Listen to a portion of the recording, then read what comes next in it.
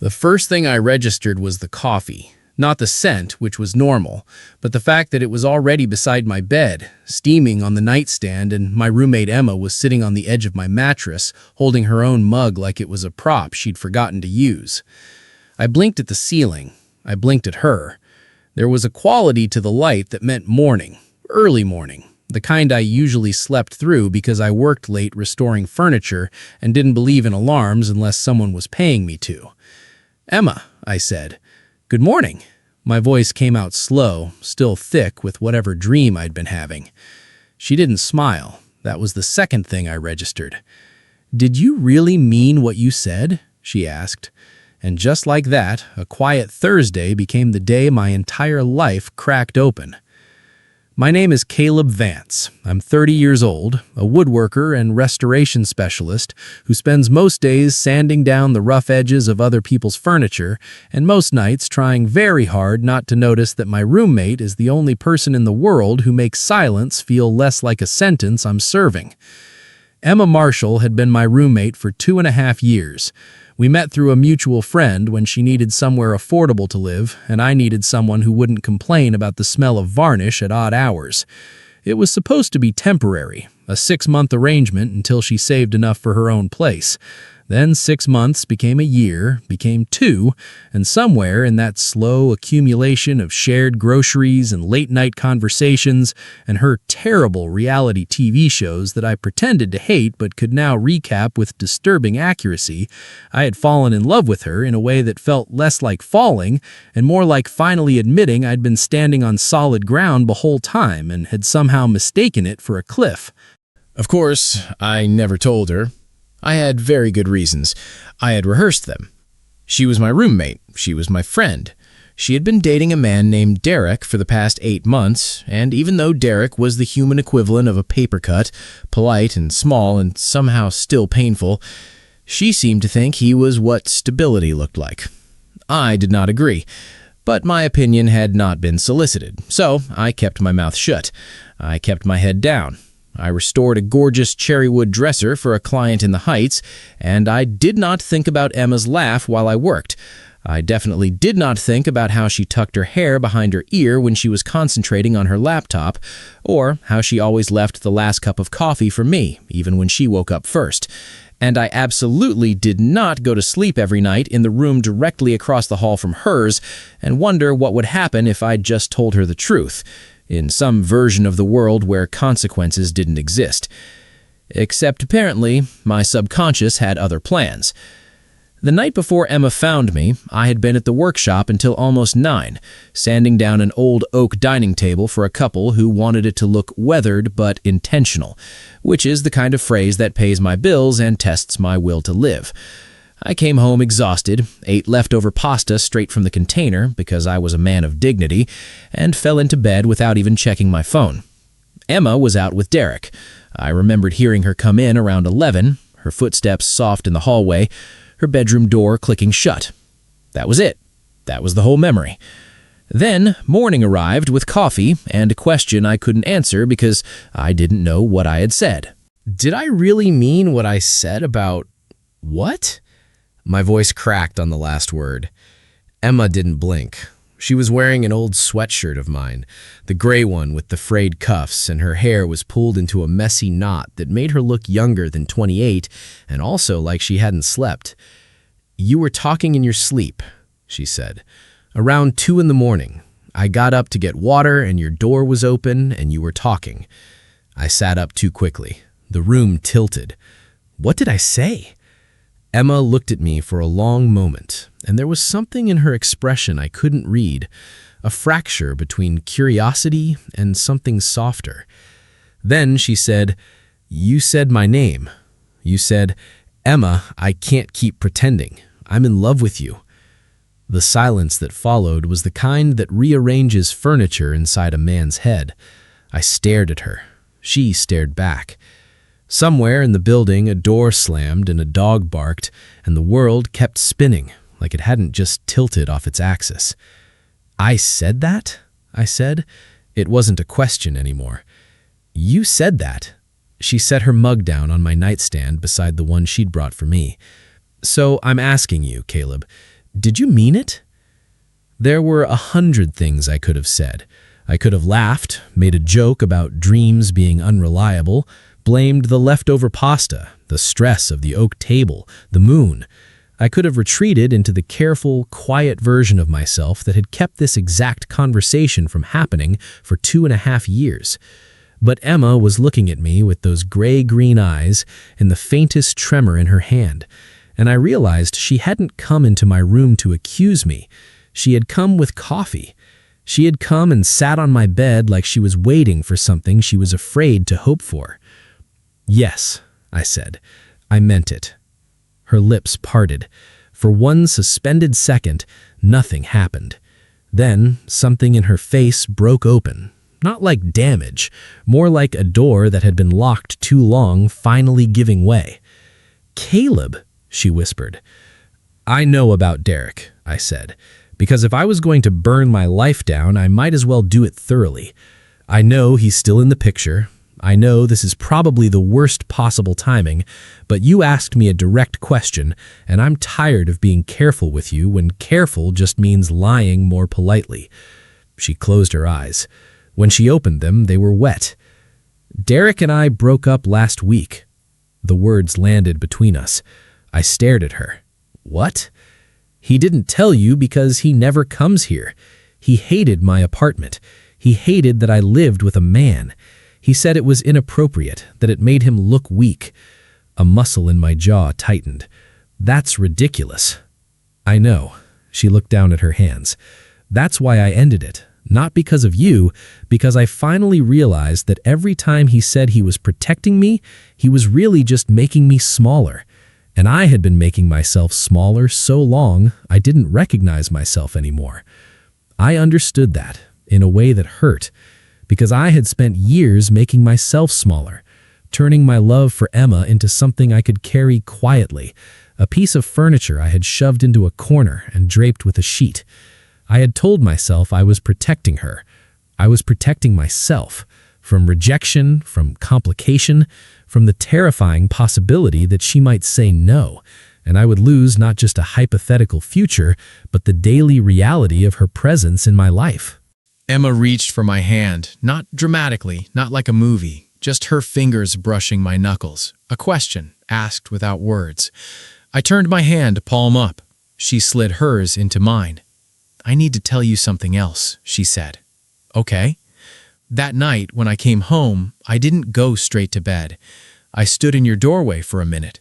You were already asleep, mumbling something. I almost woke you up because I wanted to tell you about Derek. I wanted my best friend to tell me I'd done the right thing." She took a shaky breath. "Then you said my name. My heart was doing something structurally unsound. You said, 'Emma, I can't keep pretending.' And I froze, because I thought maybe you were awake, maybe you were talking to me. But you weren't, you were dreaming. And then you said the rest." Her voice cracked on the last word. I sat on the floor in the hallway and cried. Not because I was upset, because I had spent 8 months with a man who made me feel like I was hard to love, and then my best friend said my name in his sleep like it was the most natural thing in the world. I couldn't speak, so I lifted her hand and pressed my lips to her knuckles, a kiss that was less a gesture and more a promise, still learning how to form itself into words. She made a small sound, half laugh, half sob. "You're not hard to love," I said. "You're the easiest thing in my entire life. That's the problem. That's a terrible problem. You made coffee and brought it to me before interrogating me about my subconscious. What was I supposed to do? Not fall in love with you?" She laughed then, real and bright and slightly ragged, and the sound of it filled the room. We sat there on my bed with morning light slanting through the window and our hands tangled together, and I felt like I had spent years building a chair, and someone had finally told me it was safe to sit down. Her phone buzzed on the nightstand. We both looked at it. Derek. Emma's smile faded. She didn't answer. The buzzing stopped, then started again immediately. "He does this," she said quietly. "He calls until I pick up. It's part of the pattern." "What pattern?" She pulled her hand gently from mine and picked up the phone, but she didn't answer. She opened her messages and handed me the phone. Read the last few days. I scrolled. The texts from Derek were a study in quiet manipulation. They were never angry, never threatening. They were worse. They were reasonable. Emma, I'm worried about you. You seem emotional lately. Maybe you should talk to someone. I don't think living with a male roommate is healthy for you right now. It creates confusion. You know I only want what's best for you. I hope you'll reconsider. There were 12 messages like that, each one polished and patient and designed to make her doubt her own judgment. He never yells, Emma said. He never insults me directly. He just makes me feel like every decision I make is slightly wrong, slightly irresponsible, something a more stable woman wouldn't do. I looked at her. This is the opposite of stability. I know. She took the phone back and set it face down. But it took me a long time to know, because he sounds so calm, so reasonable, and I kept thinking, maybe he's right. Maybe I am overreacting. That was when I understood something I hadn't before. The reason Emma had stayed with Derek wasn't weakness. It was the same reason I had stayed silent about my feelings for years. We had both been taught to distrust the part of ourselves that wanted something more, something louder, something that didn't fit into the quiet, manageable boxes other people had built for us. Emma, I said, yeah? You don't have to answer him. You don't have to explain yourself to him ever again. She nodded, but there was still a shadow in her expression. There's one more thing you should know, she said. He has a key to this apartment. My blood cooled. Why? I gave it to him 3 months ago when I was working late and he said he wanted to surprise me with dinner. It was sweet at the time. Then it became something else. He started showing up without asking. He said it was romantic. I said it made me uncomfortable. He said I was being dramatic. I was already standing. We're changing the locks today. She blinked up at me. Caleb, you don't have to. I'm not doing it because I think you can't handle it. I'm doing it because you shouldn't have to handle it alone. She stood too, and suddenly we were very close. Close enough that I could smell the coffee on her breath and see the tiny flecks of gold in her eyes. You're very efficient when you're angry, she said quietly. I'm trying not to be angry. I'm trying to be helpful. There's a difference. Is there? Yes. Angry would mean I want to find Derek and have a conversation. Helpful means I want to install a deadbolt and then make you pancakes. She laughed, and the tension in the room broke like a fever finally releasing its grip. Then she stepped closer, close enough that her hand rested lightly on my chest. Caleb. Yeah? You said you were in love with me. I didn't flinch this time. I am. How long? I took a breath. You want the honest answer? Always. The night you moved in, you were carrying a box of cookbooks and you dropped one in the hallway. It was a Julia Child cookbook. You said she would be disappointed in my knife skills, but proud of my butter usage. And I laughed, and then I thought, oh no. Her eyes filled again. That was 2.5 years ago. I know.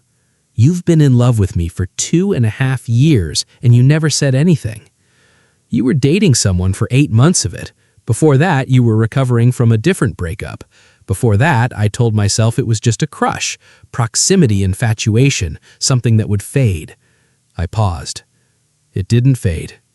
She shook her head slowly, not in disagreement, in wonder. You're an idiot, she said. I've been called worse. No. Her hand pressed more firmly against my chest. You're an idiot because I've been in love with you too, for at least a year, maybe longer. I just didn't think you saw me that way. The room tilted again. Emma, you're so careful, Caleb. You're so steady and kind, and you never push. And I thought that meant you weren't interested. I thought I was just your roommate, your friend, someone convenient to split rent with. She laughed, a little broken. I didn't realize you were being careful because you were afraid of losing me. That's exactly why, I said. I know that now. She looked up at me. So what do we do? I thought about all the careful answers, the measured steps, the slow, responsible timeline I would have proposed if I were still the version of myself who thought love was something you had to earn by not wanting it too loudly. Then I thought about her sitting on my bed at 7 in the morning with coffee and a question that had cost her everything to ask. We call a locksmith, then we make pancakes, then we figure out the rest together. She smiled, slow and radiant. That's a very practical plan. I'm a practical man. No. She rose on her toes and kissed my cheek. Soft, deliberate, a promise with a future attached. You're a good man. There's a difference. That was the moment I knew my quiet life had not been interrupted. It had been opened. By noon, the locks were changed. Derek called 4 more times before Emma blocked his number. She didn't write him a long explanation or a final confrontation. She texted him exactly one sentence. I'm done. Do not contact me again. Then she blocked him on everything. And the silence that followed was not empty. It was clean. We made pancakes. I burned the first batch because I was distracted by the way Emma looked standing at my kitchen counter in her bare feet and my sweatshirt, stirring batter with a fork and humming something off-key. You're staring, she said without looking up. I'm admiring. That's a very flattering correction. I've had practice. She set down the fork and turned to face me. About that, the practice. I think we should talk about what this is. I leaned against the counter. Okay? I just ended a relationship 8 days ago. I'm not ready to jump into something new, but I also don't want to pretend that what you said, what I said, doesn't matter. She met my eyes. I need time. I need slow, but I also need you to know I'm not going anywhere. I nodded. Then we go slow. You're not disappointed? Emma, I said, I've been waiting 2.5 years. I can wait a little longer. Especially now that I know you're waiting too.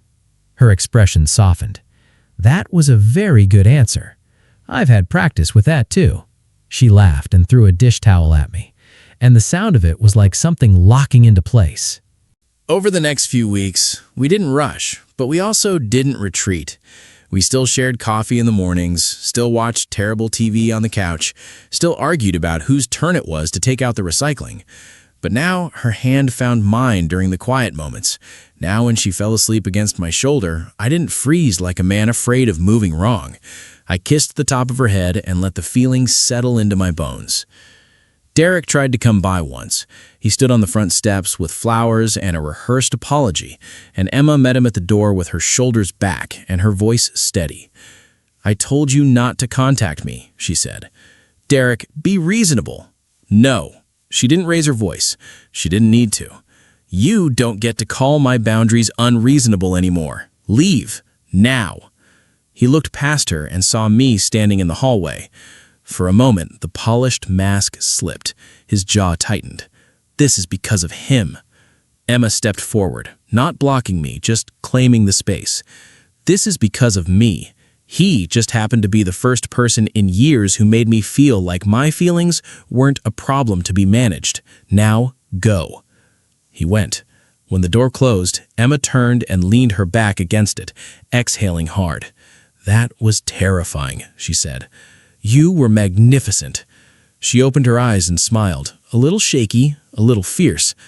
I know. I'm trying to believe it. 3 months later, on a Sunday morning that looked almost exactly like the one where she'd sat on my bed and changed my life, Emma found me in the workshop behind our apartment building. She was holding 2 mugs of coffee and wearing my flannel shirt over her pajamas. You're up early, I said. You weren't in bed. The casualness of that sentence nearly undid me. The fact that she could say it now, that my absence from a bed we shared was something worth noticing. I'm working on something, I said, stepping aside. On the workbench was a small wooden box, cherry wood, with brass hinges and a lid I'd spent the last week sanding to a finish so smooth it felt like glass. Emma set down the mugs and touched the edge of the box. Caleb, open it. She lifted the lid. Inside was a single piece of paper folded neatly. It was a note I had written 2 nights ago after she'd fallen asleep beside me, and I'd lain awake thinking about all the years I'd wasted being careful. She unfolded it and read aloud. Emma, I can't keep pretending. I'm in love with you. I have been since the night you dropped your cookbook. I will be for as long as you'll have me. This time, I'm not asleep. This time, I'm asking, will you stay? She looked up at me and her eyes were full. You built me a box to put a note in? I'm a woodworker. It felt appropriate. She laughed through tears. That's the most Caleb thing you've ever done. Is that a yes? She set the box down carefully, reverently, on the bench. Then she stepped into my arms and kissed me, not softly, not carefully, but like she had been waiting her whole life to find a man who would build her something permanent, just to hold a few words. Yes, she said against my mouth. Yes, I'll stay. A year later, we still lived in the same apartment, though we had rearranged the furniture and combined our bookshelves and adopted a cat that Emma insisted was emotionally intuitive and I insisted was just hungry. The locks were still the same ones I'd installed that day. Derek was a ghost we rarely mentioned, and on the nightstand beside our bed, the little cherrywood box sat with its lid open, the note still inside, a permanent reminder that sometimes the truest things we say are the ones we don't know we're speaking out loud. Sometimes the woman who hears them decides to ask a question instead of walking away. And sometimes, if you're very lucky, the answer you give in the daylight is the same one your heart gave in the dark. What would you have done if your roommate heard you confess your love in your sleep and confronted you the next morning with coffee and a question you couldn't dodge? And have you ever had a secret you thought you'd never reveal come out in a way you never expected, only to discover the other person had been waiting to hear it all along? Tell me your story in the comments. If you like this one, leave a like, subscribe, and I'll see you in the next video.